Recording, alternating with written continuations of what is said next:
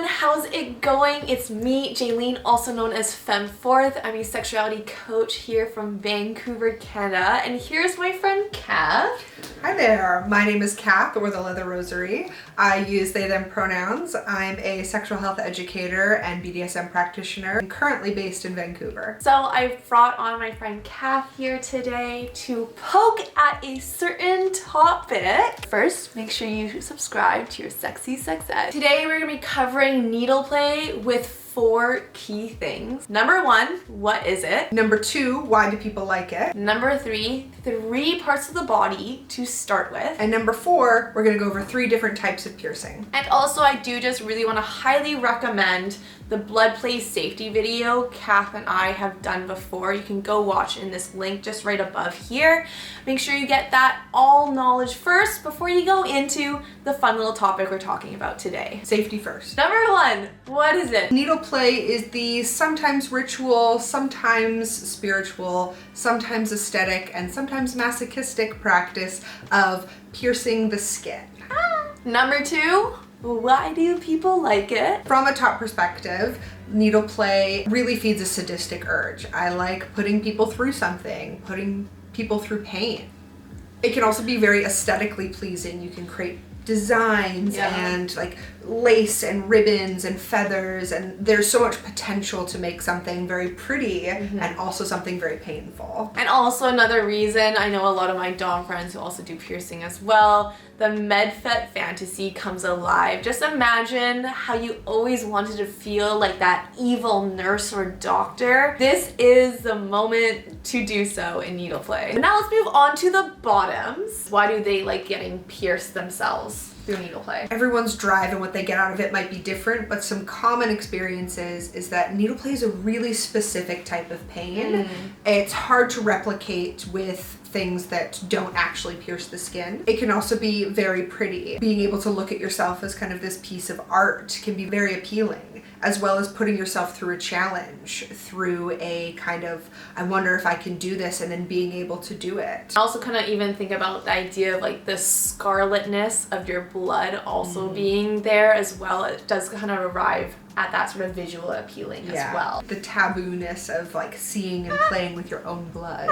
And lastly, for the viewer, aka the people who are watching the needle plate scene go down, I have my own witnessing story about this, watching a needle plate scene at a kink party. I remember the idea of how much shock factor, not only that I experienced, but also for someone who has been getting over their fear of needles, etc. It was really fun and exciting to see someone else getting stabbed just for the fun and pleasure of it all. All right, now let's move on to number 3, 3 parts of the body to start with. And we want to start with big, meaty areas. So tops of the thigh is a really great place to start so that you can look at it, your bottom can look at it. Another great place is the chest or right on the shoulders. Another great place that's like meaty and has lots of squish that we can work with.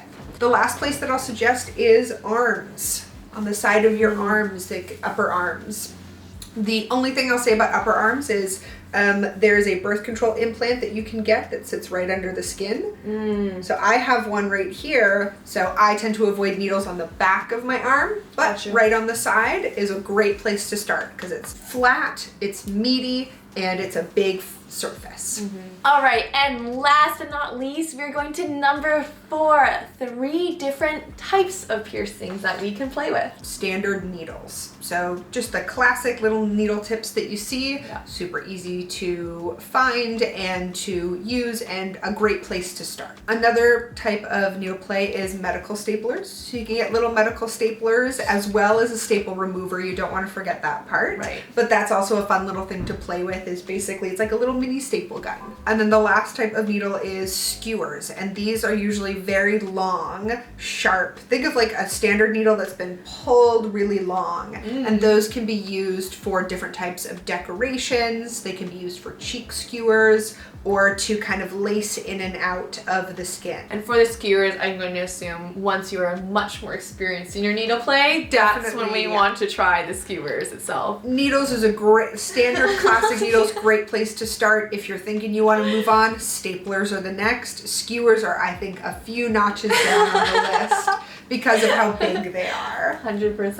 Yeah. And also be sure to go watch the blood play safety video. I cannot recommend this enough. Before you start with anything, there's a lot of also really great resources for extra learning of blood play safety on that video that me and Kath are on. Yeah. And so also, if you are feeling insecure about your kinks, or maybe you just don't even feel very confident in your sexy self, I highly recommend jumping on a free one-on-one intro call with me. You and I can see if we're a good fit to work together with my coaching programs to see not only for yourself of confidence, but confidence in your own sexual relationships. And I also offer coaching as well as one-on-one or group education. And so to reach out to either of us, both of our links are just down below here. We have both websites, social media, all that sort of fun stuff.